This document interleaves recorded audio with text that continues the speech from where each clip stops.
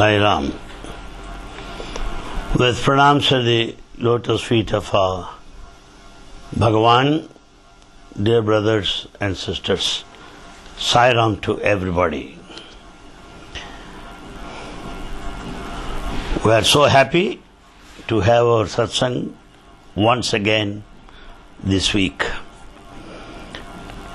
And as you must have observed, Swami is quite busy planning for his trip to Bombay and Pune. It is said that he may be leaving on 28th in the morning around 8:30 to Pune, straight from here in a chartered flight that accommodates around 70 to 80 passengers.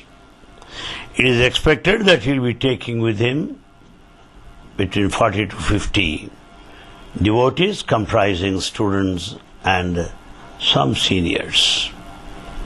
This is all a speculation. And it is also said that Swami will go straight to Pune and he will have the lunch with the main donor, builder of a very big temple there, and from there he will drive straight to the temple in Pune. People have been speaking so many things about Pune temple. They say it's quite big, as palatial as a palace, royal palace, very big one it seems, located on a mountain top and about 300 acres site around the temple. That would accommodate about 50,000 devotees if they attend Bhagavan's discourses and have his darshan. And inauguration of the building on 28th morning around 11:30. Thereafter lunch, followed by rest, and in the evening we hear that there is a music program, cultural program in that premises. On 29th morning, there is going to be installation of some idols like Vitoba, the idols of worship, installation of worship there at the altar of this temple by Bhagavan Sri Sat Sai Baba. And again in the evening, there is a cultural program. And on 30th morning, there may be a discourse, and in the evening, a cultural program. In other words, there are 3 cultural programs, 28th, 29th, and 30th. And inauguration 28th and 29th, you have a installation of idols there, and 30th is the day when he wants to speak to the devotees, either in the morning or in the evening, depending upon his choice and preference. And then first, I think it's 31st. 31st, straight from there, Pune to Bombay. It was originally thought that he'll go by helicopter, but now they say that he may drive. He may go there by car to Mumbai. And there in Mumbai, Swami will have lunch at the residence of Sri Indulal Shah, the president of the international organization, and then he'll drive straight to Dharmakshetra. And then in the evening, there's a possibility of the divine discourse. And again on the first morning, Dharmakshetra, Swami may give discourse. In Gurgaon, they say that, in the city of Mumbai, and then he will have lunch at the residence of the Chief Minister, the Ashok Chavan.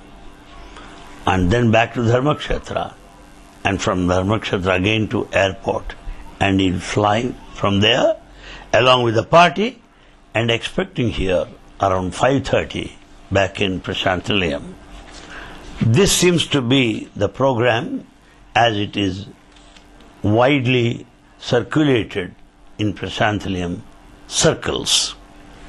We are quite happy that Baba's devotee Ashok Chavan is going to be the Chief Minister of Maharashtra after elections that concluded a few days ago.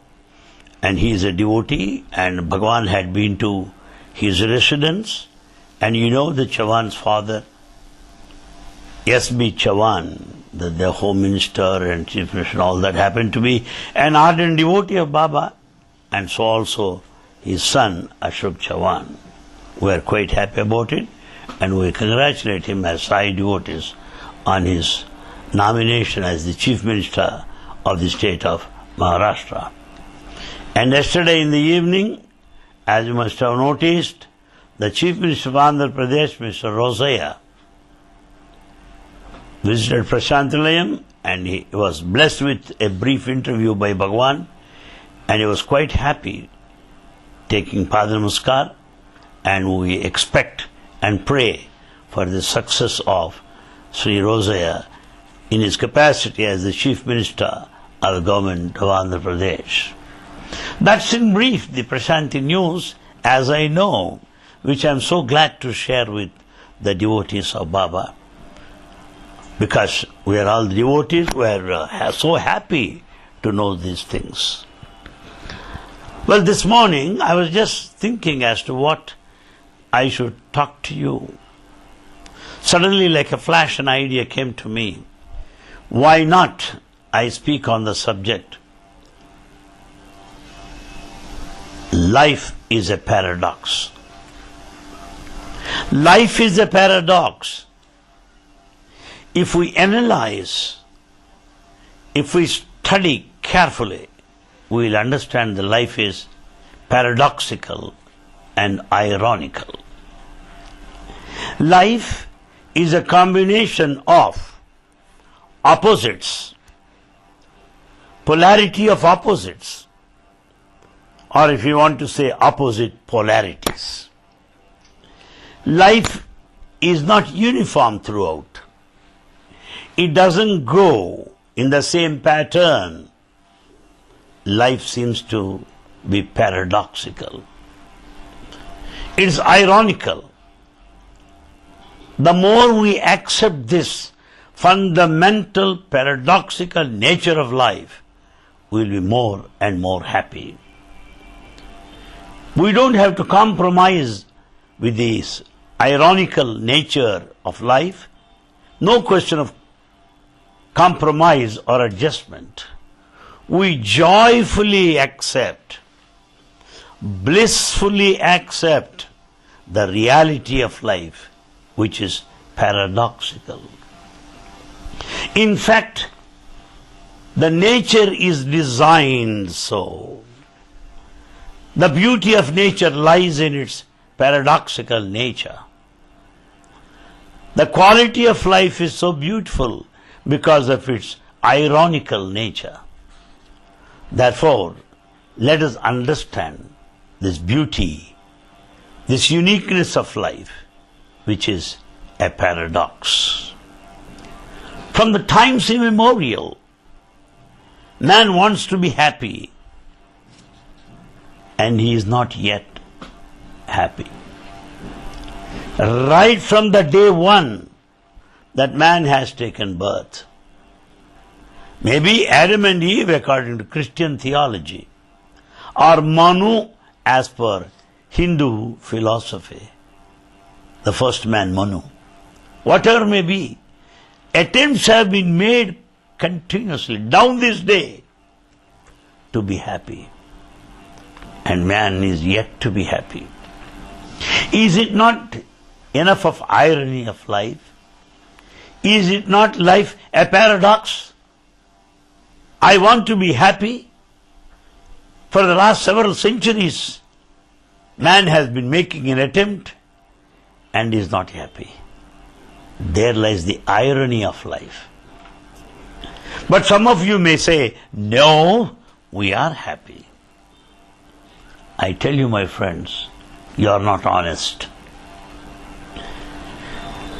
You cannot be happy throughout, impossible. You may experience glimpses of happiness, moments of happiness, but you have no taste of true happiness or bliss. But for courtesy, for etiquette, as a cultured, well-mannered, sophisticated, modern man, while mingling in society, I pretend to be happy. I act as if I am happy. It is pretension. It is only action. It is not true. What we are doing is we want to cover our unhappiness with artificial smiles or plastic smiles. Our smiles are not genuine. The smile does not reflect the true happiness. No, it is artificial. And we want to cover our misery, our unhappiness. Simple example. A person who has no bath may apply some spray and smells good because the spray, but he has not taken bath. So stinking, but with the application of spray outside, he gives a goody-goody appearance that everything is good. You must be noticing that on the day of the visit of a VIP, very important person, a dignitary, if he happens to visit a city or a town, what do people do? They spray DDT powder along the streets. Gutters are there. Dirty water is still there. But they spray DDT powder over that. Therefore, my friends, we have the spray of a smile on our face, but yet basically we are unhappy. We have got that fragrance of a scent, of a perfume, but still deep within we are steeped up, stinking in misery. This is the irony of life. Appear to be happy and in reality unhappy. Wants to be happy yet miserable. This is the first paradox of life that I would like to draw your attention this morning. We have not found out the cause for our misery. We have not yet understood the reason for our unhappiness. Are we truly unhappy? Are we truly miserable? Is life meant to be miserable? No. The reason for our unhappiness is our mind. Our dual mind. Our mind which has got its own choice. Our mind which is not stable. Our mind which is outward. Our mind which is 100% desire oriented. Highly competitive. Very cunning. Highly deceptive. The mind is the cause for the misery of man. To treat this mind, to culture this mind, to refine this mind, to polish this mind, and to transform this mind, and to bring out the true happiness that lies within is meditation, is religion, is a prayer, is worship, or else they are mere rituals. Life is a prayer if you bring out the true happiness within. Life is worship if you experience the true bliss within. life is meditation, if you enjoy the inner bliss throughout. So instead of treating the mind, we are treating the body. Therefore, we continue to be miserable. We want to see the body healthy, very good. We want to see the body comfortable, nice enough. But how about the mind? Therefore, the paradox in this particular aspect lies in the mind and not in reality. Then I would like to take you to another dimension, another point. The fact is that death is certain, any moment, anywhere, but we want to live long. We want to be mortal. We want to be eternal. That is irony of life. That is the paradox. While death is certain, we want to be mortal. When the end is a guarantee, we want to be eternal. This is the paradoxical nature of life. How to get out of it? There is intrinsic, intense, strong desire to be mortal and eternal.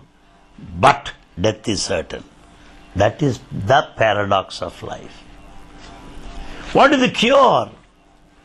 What is the remedy? Should I lead my life in fear? Should I think that eternity, that immortality is a fiction? Should I think that eternity is a myth? No, my friends. It may look paradoxical, but yet in reality, man's quest for eternity is natural. Man's desire for immortality is quite natural.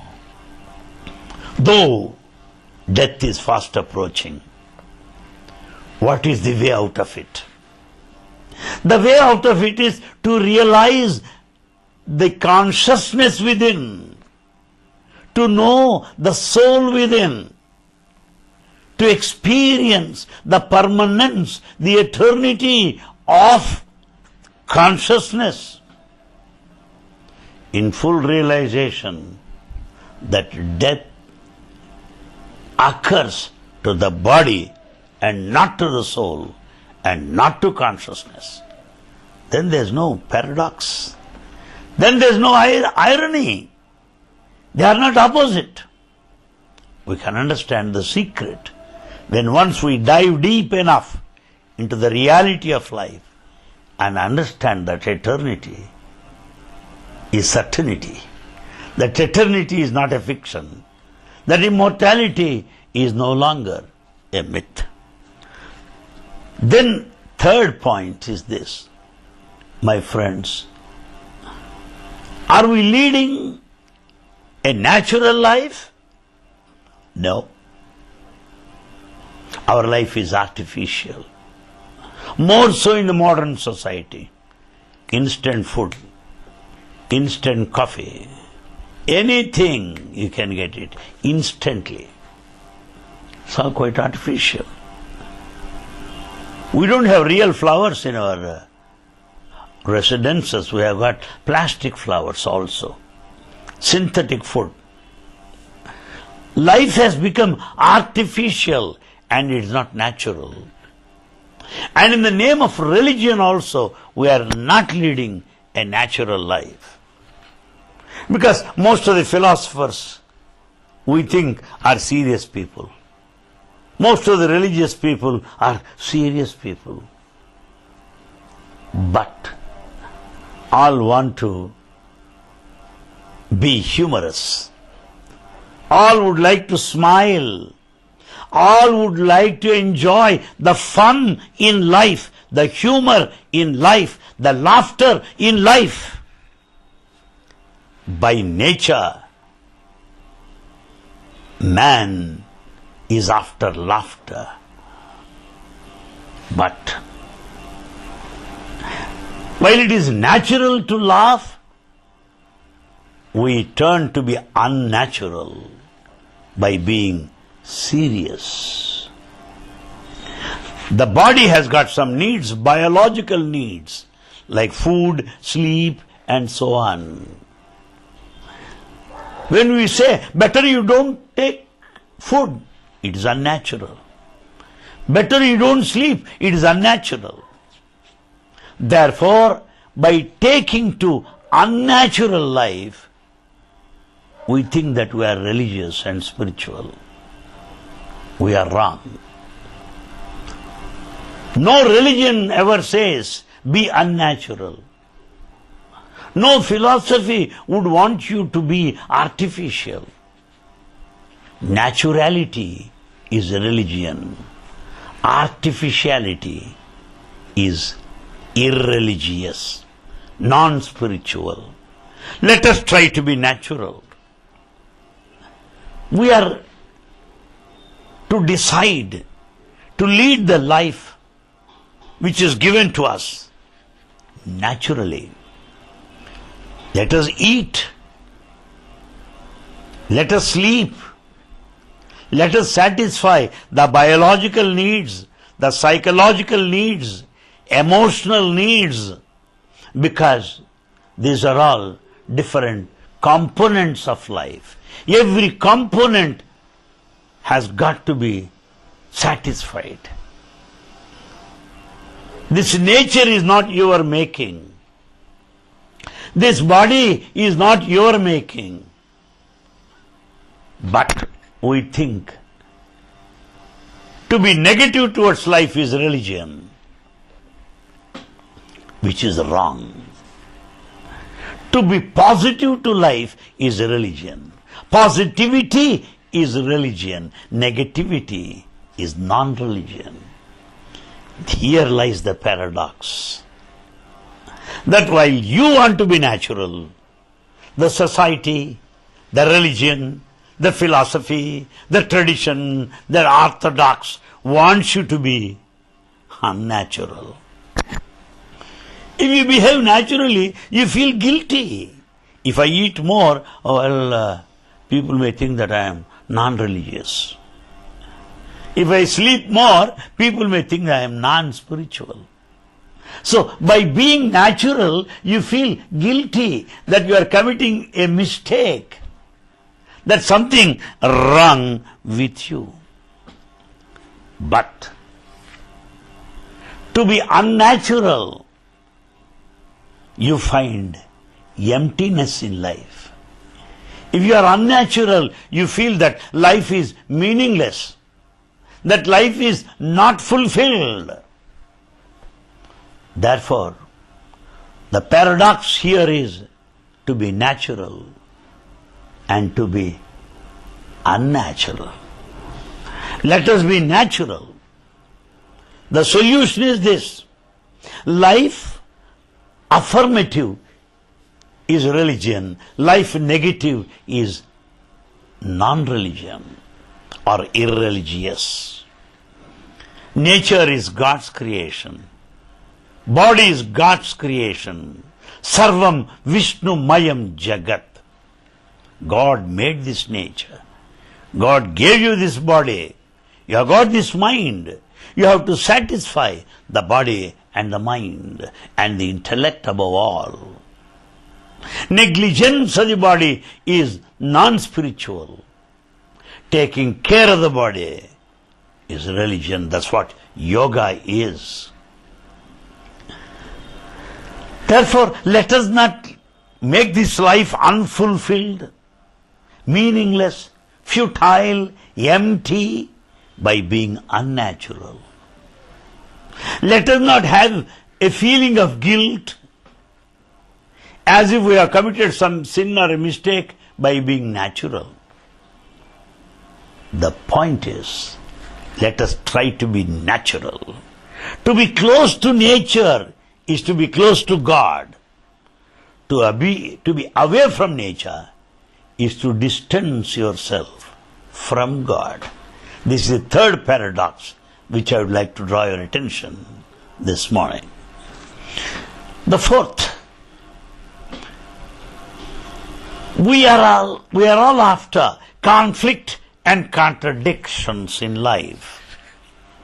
Some people take to politics thinking that politics will help them. Politics will never help you. Politician will never help you. Politics and politicians make a promise which is never fulfilled. Promise is futuristic, while life is here now.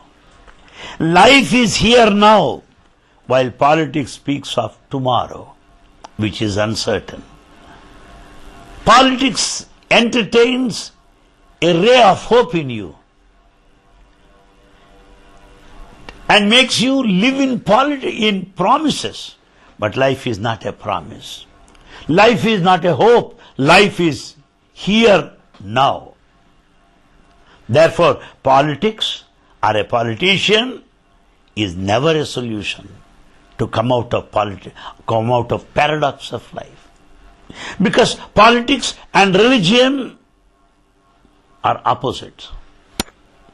People often ask me, can a religious man be a politician? Can a politician be religious?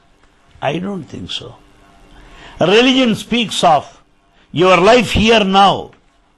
Politics is based on promises and hopes for tomorrow.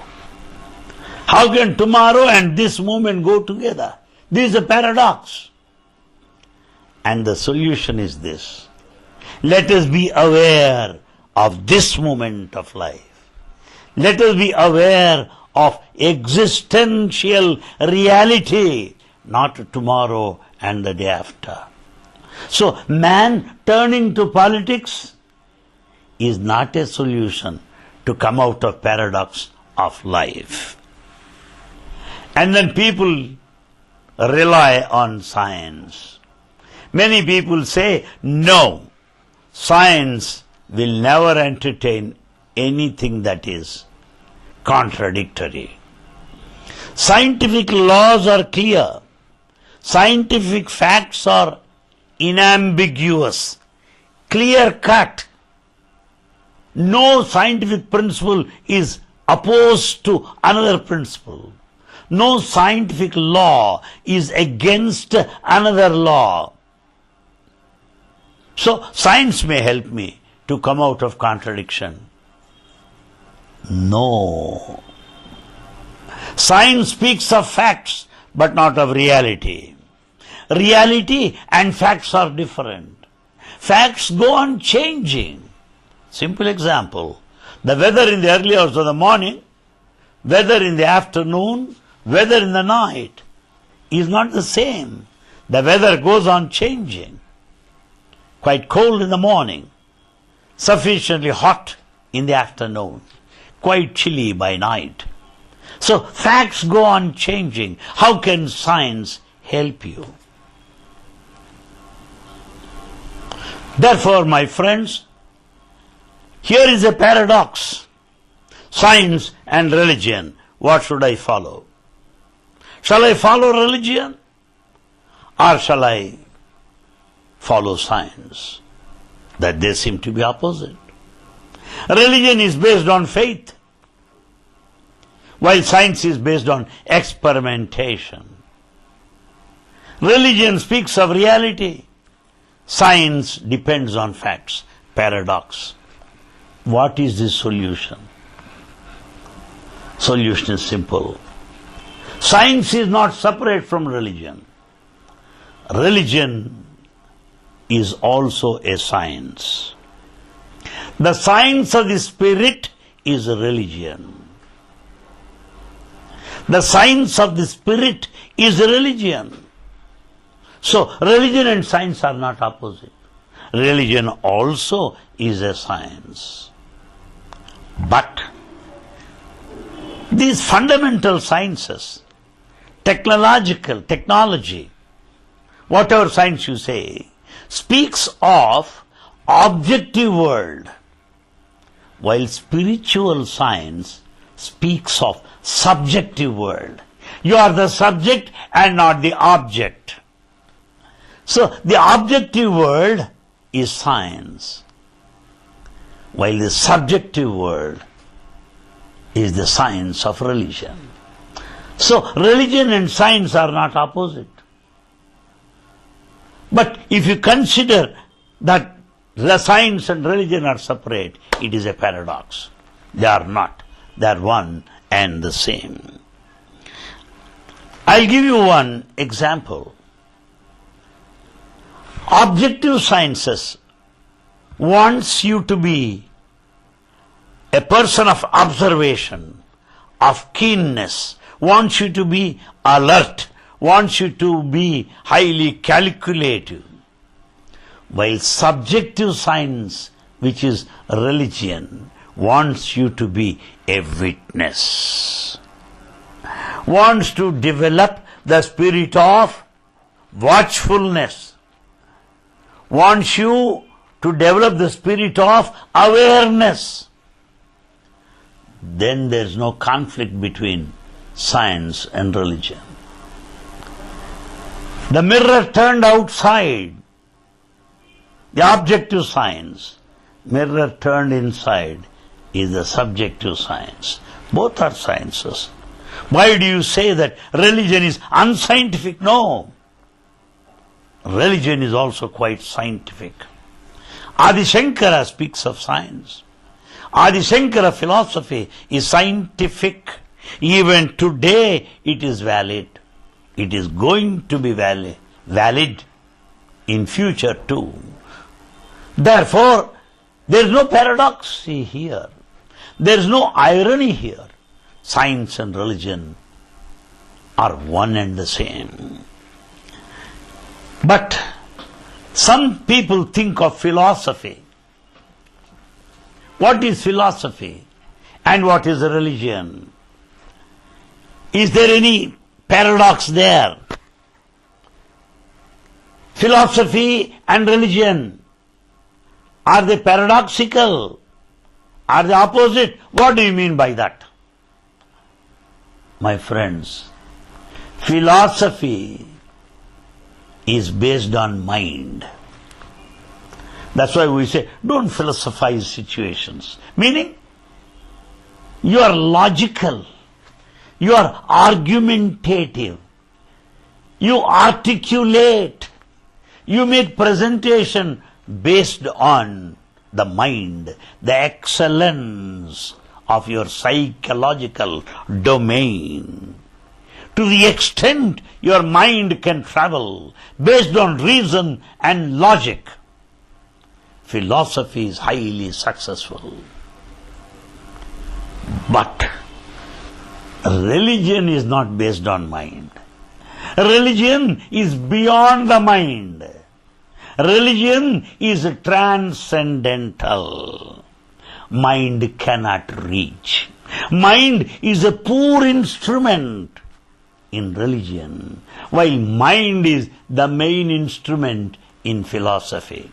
So, we have to know the philosophy of religion and the religion of philosophy. The religion of philosophy is not based on the merely mind. Philosophy, mind-oriented. Religion, beyond the mind. Transcendental. While philosophy is logical rationality, while religion sometimes may appear to be irrational, illogical, but mystical. Religion is mystical, while philosophy is logical. Philosophy is psychological, while religion is transcendental. Philosophy is logic, while religion is love. That is the paradox of these two. A philosopher need not be religious, and a religious man need not be philosophic. Poor people, innocent people, uneducated people are religious and they are not philosophic. Many philosophers don't have religious experiences. They don't have religious awareness. This is the paradox between the two, the religion and philosophy. Philosophy believes in knowledge, but religion is based on love. Philosophy is based on analysis, explanation, elaboration, compositions, while religion is based on experience. No explanation here. No elaboration here. Only experience, that's all. Therefore, the paradox is cleared when once we understand the philosophy of religion. The philosophy of religion wants you to develop more love, not for knowledge, but for realization. Not for scholarship, but for experience. That's how we can resolve this paradox between philosophy and religion. Then, my friends, these are all the statements collected from Sai literature, which I have put it in the form of a talk with a theme being paradox of life or irony of life, where we are always kept in crossroads, that or this. What is correct? That's how we have been discussing at length till now. The next point is this. You ask man of any religion, ask a man of any religion, Christianity, they will say, sir, we believe in love. Good. Jains, we believe in non-violence. Excellent. Buddhists, we believe in Dhammapada, non-violence. Very good. So every religion stands for the human values. No religion is against human values. Every religion encourages, fosters, instills, imbues in you the basic fundamental human values. But have we succeeded? No. Number of wars are fought in the name of religion. There is genocide, poisoning, massacre, killing, hatred, all in the name of religion. Where are the human values now? While all religions, their scriptures emphatically declare that human values are important, where are they? How do you account for First World War? How do you justify Second World War? How do you justify differences and hatred among people? How do you explain Palestina problem? How do you explain Israel problem? How do you explain Iran war, Iraq war, Pakistan war? How do you explain all these things? All religions are based on love. All religions speak of non-violence. But in reality, hatred, genocide, war, bloodshed, mass killing. This is the paradox. On one side, you say that my religion wants love. On the other side, you hate. On one side, you say that religion is peace. On the other side, you are highly restless. This is the paradox. How to resolve this paradox now? Scriptural dictates, scriptural dicta, scriptural demands, scriptural commands, religious principles are not translated into action in the daily life. Therefore, war continues. Even in one religion, there are so many sects and subsects. Every religion. Take Buddhism, Mahayana and Hinayana. Take, for example, Jains, Shvetambars and Digambaras. Take Hindus, Vaishnavites and Shaivites. In every religion, there are sects and subsects. And they don't love each other. Baba gave one example. In Tirupati there are elephants. The elephant will have a mark on its head, Nama. Some priest said the Nama should be V-shaped with a red line at the center, white lines on the sides, V-shaped. Other group of priests, they say it should be U-shaped with a red line center. The matter could not be resolved. The matter is taken to Supreme Court, which could not be decided. In the meantime, elephant died. That's what Papa always says it. So, is there agreement, perfect agreement even among religious people? No. This is the paradox. Then what is the solution? What is the way out of this paradox? The only way is this, my friends. Let us be reverential. Let us be grateful. Let us be thankful. Let us be worshipful. Let us be reverential towards life. When you love life, all human values will follow. When you have reverence for life, all human values will automatically follow. We don't have reverence for life. We have no respect for life. Therefore, there are no human values.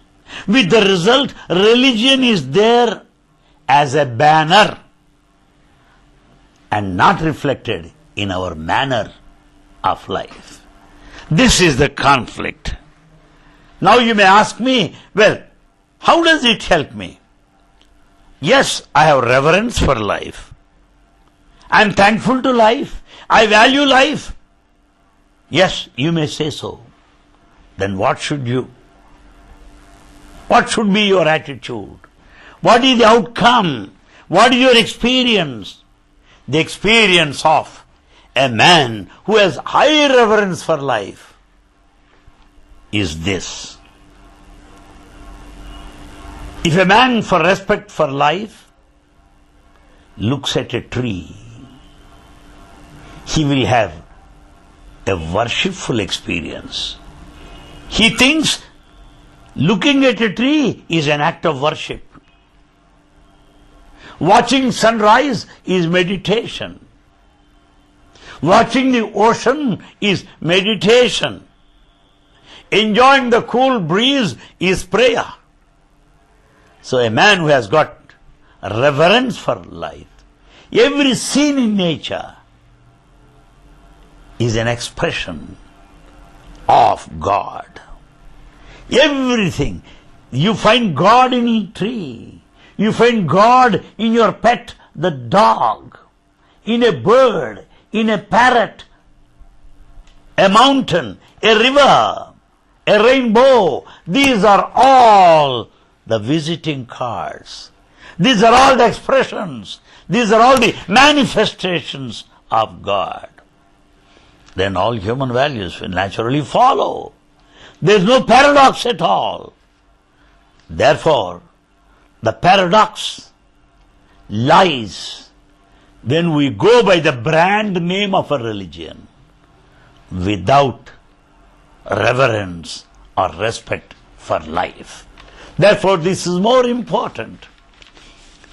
In Prashanti Nilayam, cleanliness is very important. Cleanliness is next to godliness. In Prashanti Nilayam Puttaparthi, after every world conference, watch the premises. On the very next day, it is as clean as before. You have many pigeons there. You have many parrots there.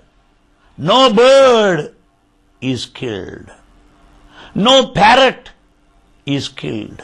No killing. No non-vegetarian food. No shouting. Why? Prashanti Nilayam life wants you to be peaceful, wants you to be calm, wants you to be dignified, wants you to be serene in equanimity with the spirit of reverence for life, so that you'll practice human values in reality. That's what it is. After all, you can develop reverence for life first by loving yourself. You love yourself first. We don't do that. We want to say, love everybody, love all, serve all. How do you love all when you don't love yourself? Do you love yourself? This is my straight question. No. If I love myself, why should I feel guilty? If I love myself, why should I feel inferior? If I love myself, why should I feel that I am a sinner? The feeling of a sinner, the feeling of guilt, inferiority complex are not at all the features of a man who loves himself. Let us come out of this guilty consciousness. Let us come out of this feeling that I am a sinner. No, there is no sin at all. There is no mistake at all. The mistakes and the sins and the faults, the pitfalls happen because of circumstances, because of time, that's all. But the real you is not a sinner. The real you need not feel guilty. Therefore, my friends, let me start loving myself. By feeling not guilty, by feeling I'm not a sinner. I may commit some mistakes. And these mistakes will help me to evolve, to correct, to rectify, to modify, to improve, to advance, to progress. So even committing mistakes will help me to evolve. It is a course of evolution. It is not a point of condemnation. It is not a point of negation or punishment. It is a course of evolution. Let us all love ourselves first. Then it's possible to love all and serve all. The next paradox is this. When I am busy, I want to enjoy rest. I want to have leisure, or you may say leisure. Let me have leisurely life. Let me enjoy rest. That's what you say when you are in a company. When you are alone in your house, you say, I am bored, I am tired of this. I want somebody. I want company. See that? When you are in a company, you want to be alone. When you are alone, you want company. What do you want actually? Let me know. All rich people want to be very simple later. All very simple people want to be rich. What is all this? You find a very rich man with all extravaganza, with all facilities and comforts. He will construct some hut on the top, 5th floor or 6th, a hut there. You can have hut on the ground. Why on the 6th floor? Not necessary. Whereas a man who is living in a hut wants to have a 5-storied building. So you have multi-storied building and you want to live in a hut. And hut dwellers want to have multi-storied building. What do you want? Let me know. Is it simplicity? Or you want to have all a posh life? This is the paradox of life. You see, what happens is, we want that what we don't have. That's the secret. A poor man cannot afford luxuries, so he wants to be luxurious and rich. A rich man who leads a luxurious life is bored with all his luxuries. Life has become monotonous for him, therefore he wants to lead a simple life. Suddenly people say, well, I can adjust anywhere. I want a simple life. But truly speaking, he is a rich man. Why has he amassed life? Or wealth, I mean. Why has he amassed wealth? He wants to be rich. After being rich, he wants to be simple now. That is paradox. Therefore, my friends, what to do now? How to handle the situation? When I just keep you in a company, you say, no, I am bored with this crowd. And when you are single, you say, I have nobody, I want company. What do you want? This is the paradox. How to come out of this paradox now? My friends, let us analyze this. When I say that I am lonely, meaning it is a painful life. When I am lonely, it is a painful life. Not only that, I feel lonely because I want some company. Meaning, the secret of happiness lies in the other. Unless other is there, I cannot be happy.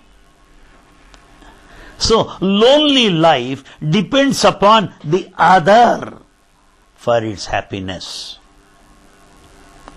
But, if you are alone, you are happy for yourself. I am alone. You are alone? Yes. Why? I want to be. I want to be alone. How many people stay in your apartment? I am alone. Oh good, why? I want to be. A man who is alone will never feel lonely because he is happy for himself. He doesn't depend upon the other for his happiness. So, if one depends upon the other for happiness, he is lonely. If he is happy for himself, he is alone. Let us understand this. So, when you are in a company, you want to be alone. And when you are alone, you feel lonely. And you want company again. This is the paradox. The solution is this, my friends. Let us try to be happy, to be alone. I want to be alone. I want to be single. I want to live for myself.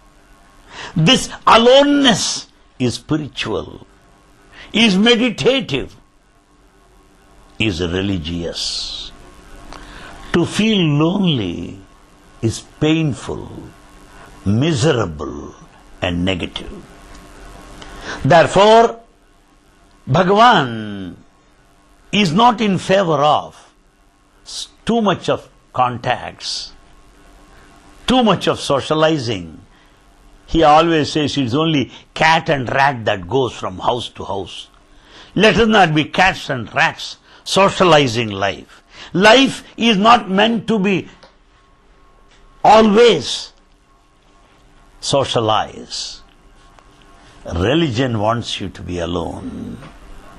The fullness, the depth of meditation is experienced when you are alone. You cannot meditate in a mob. You cannot meditate in a crowd. You cannot meditate in a noisy house. When you are alone, you can be for yourself and you can introspect. You can really self-evaluate. You can get into the field of self-enquiry. Self-enquiry is possible when you are alone. Don't mistake me that this aloneness is not possible for married people. Don't mistake me that aloneness is impossible for a householder with children, joint families. No, no, no. Loneliness, aloneness are psychological. You find a person talking to himself. I go, I do that, I'm going there, I'm coming here, I'm sitting. He is single. But he goes on talking within himself. Sometimes some people talk loudly also. Meaning, they may be alone, but yet they are in a crowd. They are in a crowd because they go on talking. The talk that goes within, the planning, the maneuvering, the calculation that goes on in the mind, thinking of all of my friends, relatives, politics. You may be alone, but you are in a crowd. You may be in a crowd, but you don't allow yourself to be carried away by the crowd. You don't allow yourself to be carried away by the mob psychology. You are not bothered what people are talking. You are not bothered about the gossip. There may be a number of people around. You are always focused within. Then even if you are in a crowd, you are alone. You understand me, my friends? Therefore, aloneness and loneliness may sound paradoxical, but ultimate psychological aloneness with an intuitive feeling takes you to the process of meditation. That's what it is. I can also tell you that we can be more serviceable to others when we are loving and respectful. Baba, how respectful he is, you should watch him. When I say, Swami, you have done this, you have done this, he will never say, I have done this. No. You see, Bangaru, your goodness, your prayerfulness, your faith brought all the fortune, brought all the blessings. He gives you credit. He never takes the credit. He never takes the credit. He gives you the credit. Therefore, when you are loving and respectful, we credit everybody. We give the credit to everybody. We learn from everybody. That is the way of a religious man. And I can also tell you another thing. In this field of religion, the paradox is here. People come and say, only 1 hour ago I met a person, he say, Anil Kumar, I feed 3 people every day, totally free of cost. Once in a week, I feed 10 people. Very good. Sometimes we meet some people who say that we go to jails and serve food to those prisoners. We visit hospitals. We help patients. Very good, my friends. But my question is this. All the service you do is social service. I cannot call it a religious practice or sadhana. If your service is to be really a sadhana, if it is really spiritual or religious, you will never say, I have done it. You will never say, I did this. You will never say, I achieved this. I-ness is gone. Ego is gone. So long there is ego, it is social service. So long there is claim, it is social service. So long there is identity, it is social service. When the identity is gone, when ego is gone, when this I-ness is gone, that is religious. That is sadhana. that is spiritual, then no more of paradox in life. No more of confusion in life. When this I-ness is gone, only peace that rests. Only the bliss that you will experience. Now another paradox is this, my friends. Some people think, after all this will come to an end someday or other. Why should I bother about this? After all, what is this life? You may feel like that.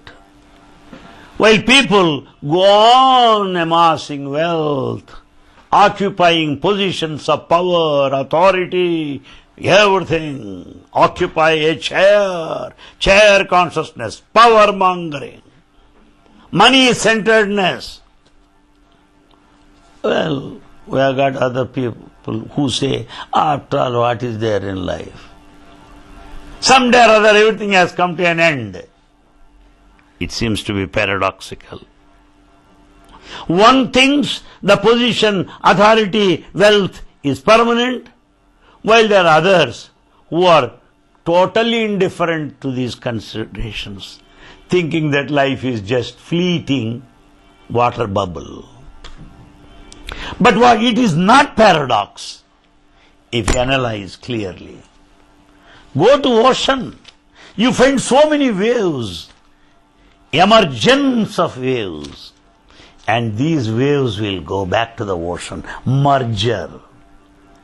Waves emerge and waves merge. Emerge out of the ocean, merge into the ocean. Back. Now, emergence is birth. Merger is death. In that case, birth and death are not paradoxical. Birth and death are not opposite. No. Like waves, emergence is birth. Like waves merging back to the ocean is death. So life is eternal. Life is continuous. It is not paradoxical. It is not of opposites of life and death. One is emergence, other is the merger of the waves into the mighty ocean. So, my friends, to come out of this paradox, what shall I suggest? Let us consider life highly valuable. Let us enjoy life. Life is an experiment. You know that? Universe, unity, university. All these three words, unity, universe, university. All these three words have basic root, uni, only one. Therefore, there is nothing like paradox. It is only one. That might look paradoxical, that might look ironical, that might look opposites, but actually there is unity underlying oneness behind. To experience that unity in diversity, that oneness, is the ultimate sadhana, is the ultimate realization, it is the ultimate experience of wisdom, which I would like to tell you and share this thought. Let us make this life an experiment. Let me make this life a school, a center for learning. I learn from my life. Life is a school, out of which I learn many things. I evolve into a higher self, from lower self to a higher self, from an individual self to a cosmic self to a universal self. But I would tell you one thing. This evolution of the spirit, this awareness of the spirit, cannot come by renunciation. Some people say, sacrifice your family, distribute your money, come out, be naked, Don't acquire anything. Don't possess anything. Control yourself. Repress yourself. Control, repression, suppression leads to depression. Depression is not religion. No. So, expression and suppression are two opposites. Paradoxical.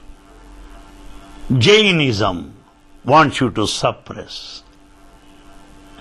Well, atheist wants expression. Expression, suppression. And religious people call this suppression as renunciation. I have renounced this world. I have renounced my family. Renunciation, they call it religion. No, my friends. It is not renunciation. What is religion? Suppression, expression is paradoxical. But true religion is transformation. It is not renunciation. Transformation is evolution. Transformation is transcendental. The true religion, there is no paradox at all. Finally, a paradox. The knowledge and innocence. Many people want to be knowledgeable, gather more literature, know more about God, know more about scriptures, knowledge. And the next is innocence. It's a paradox. So what should we do now? We should prefer to be innocent, not simply knowledgeable. A knowledgeable man cannot have innocence. But an innocent man will have knowledgeable experience. Sri Ramakrishna Paramahamsa is innocent. Jesus, who was always in the company of children, is innocent. On the day of crucifixion, many people said, Jesus is innocent. Better you don't crucify him. Such a Sai Baba is innocent. Krishna is always a child, innocent. So, innocence is divine. Mere knowledge is mechanical. So, it is a paradox in life. Where it is a choice, let us be innocent. Innocence is divine. But yet, never consider that I am against knowledge.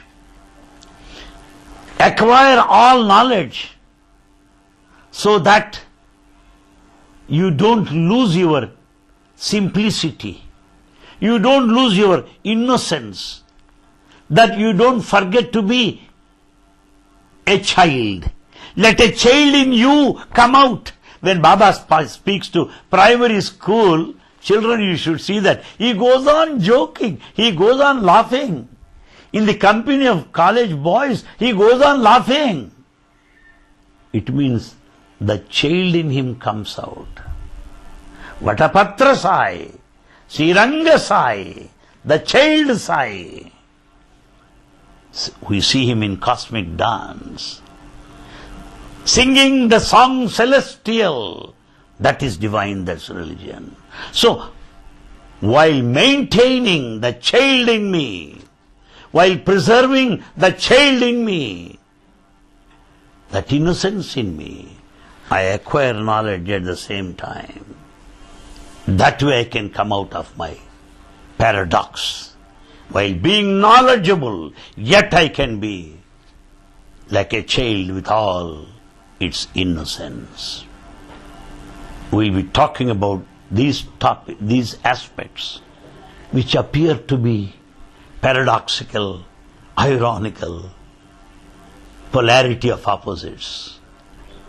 And by deeper analysis, we can just come out of it successfully with Bhagavan Baba's bounteous mercy and blessings. As the birthday is fast approaching, we are left with about 2 Sunday talks, and we shall have the birthday message in coming satsangs. Thank you very much. Om Asato Ma Sadgamaya Tamaso Ma Jyotirgamaya Mrutyorma Amrutangamaya. Om Samastaloka Sukhino Bhavantu. Samastaloka Sukhino Bhavantu. Samastaloka Sukhino Bhavantu. Om Shanti Shanti Shanti. Jai Bolo Bhagwan Sri Satsai Baba Ji ki Jai.